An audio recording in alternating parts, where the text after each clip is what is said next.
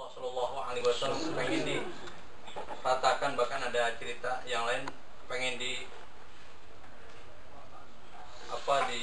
bukan ya mau diratakan gitu. Akhirnya diutuslah 3 orang kiai gitu, dari Indonesia yang akhirnya terkenal dengan Dargati Hijaz, dan sampai bisa akhirnya dimaklumi sampai raja sana, dengan raja sana, dan pulang akhirnya mendirikan yang akhirnya menjadi NU atau Nahdlatul Ulama. Jadi nggak lepas dari sejarahnya bahwa tantangan kita ke depan, dan saya juga ini ternyata juga nggak berhenti ya, tidak berhenti tentang Wahabiyah itu. Ya. Kemudian masih juga dalam tantangan internal, sudah lama dibicarakan tapi rupanya nggak juga usai-usai. Munkiru sunnah itu tantangan yang hampir dialami oleh seluruh PCN, ingkar sunnah.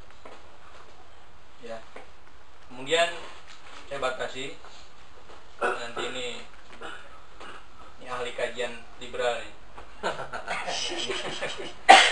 Tantangan eksternalnya ya bagaimana kawan-kawan itu menghadapi orang-orang yang berpikiran liberal.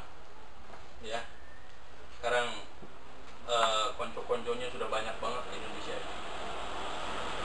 Itu bahkan luar biasa, kemarin saya baca internet, ini bahkan kali pulan buat UIN-nya. Saya kira nggak semua dosen UIN seperti itu.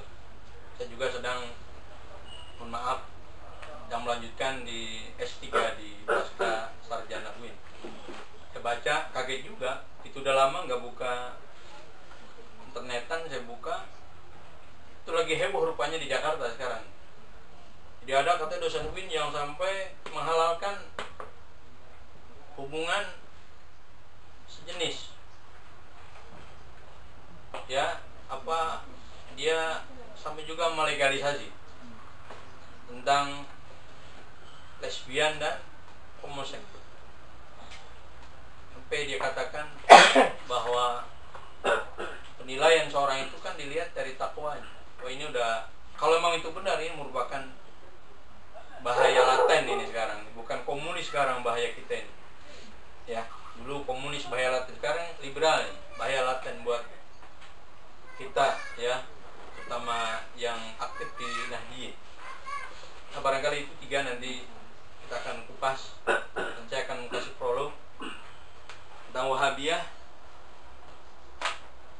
untuk saudara Munib.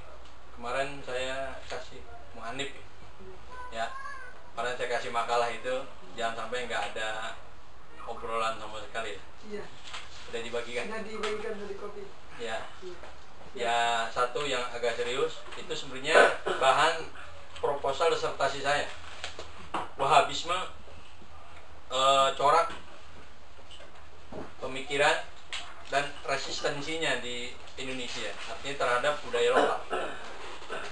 Ya, tapi ada yang lebih bermakna kata teman saya ketimbang angkat disertasi model atau judul seperti itu. Ya, saya ada pengalaman sedikit, begitu tinggal 2 bulan di Maroko, kepengen angkat masalah konsep maqasid syariah.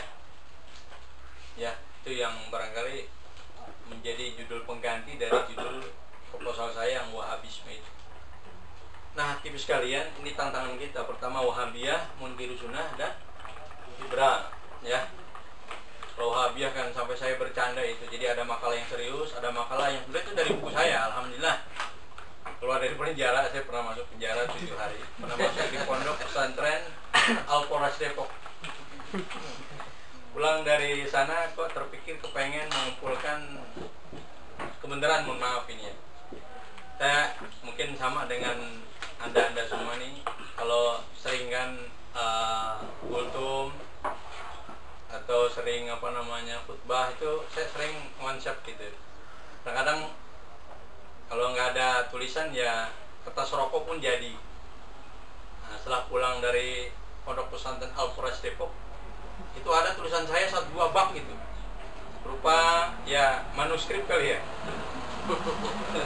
Ya, itu akhirnya saya kumpulin dan ternyata jadi 7 buku dan sudah dicetak. Judulnya saya bikin ringan-ringan aja, ada secangkir kopi santri, ada ritual santri Aswaja, ada kedai santri, ada pengajian santri, ada Wahabi virus Ahlus Sunnah wal Jamaah, ada lagi saya angkat Albani, ya, yang sederhana aja judul. Nah, berkenaan dengan Wahabi ini tantangan kita ya. Dia kan cuma 2 ya. Kadang-kadang lucu. Ahlus Sunnah wal Jamaah kalau di luar Indonesia itu ya rivalnya ya Syiah. Ya kan? Hanya waktu saya umroh, ketika di Raudhah saya baca hijab bahar itu, tiba-tiba ada salah seorang pakai kerudung jubah putih. Langsung dia nanya, "Anta Sunni?"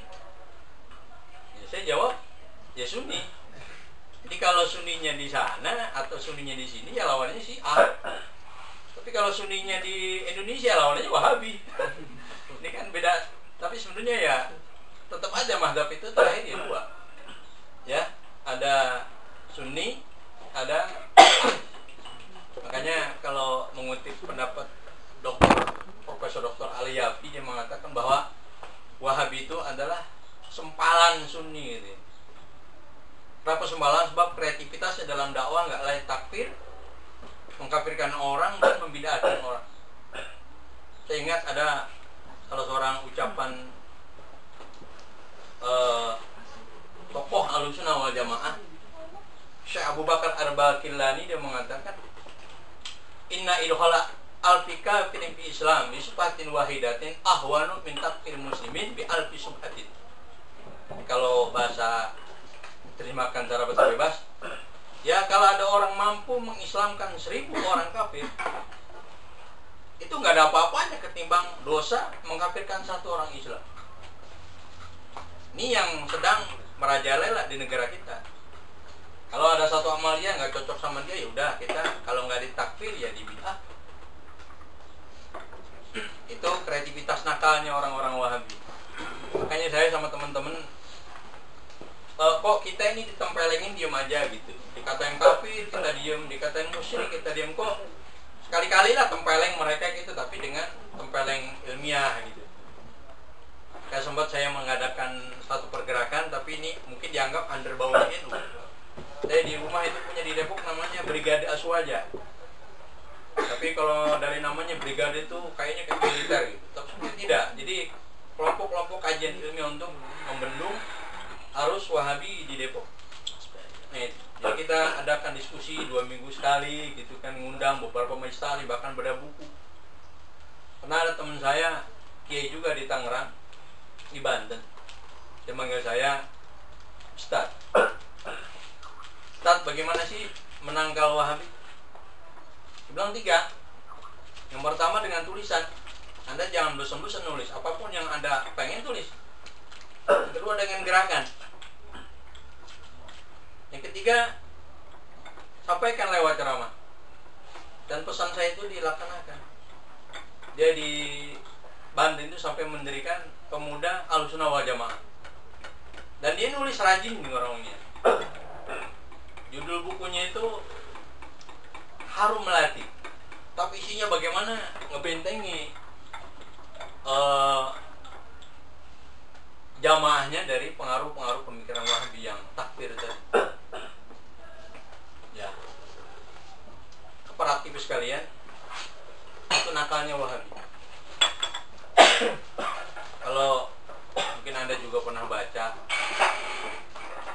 ya kemarin aja saya waktu datang ke Tituan, sini saking yang ahli. Ya, pagi hari saya mau berangkat dari Tituan ke Nitra. Malamnya kami bikin acara Haflatul Maulid, ya. Tiba-tiba ya pemuda-pemuda situ nanya, "Min aina antum?" gitu.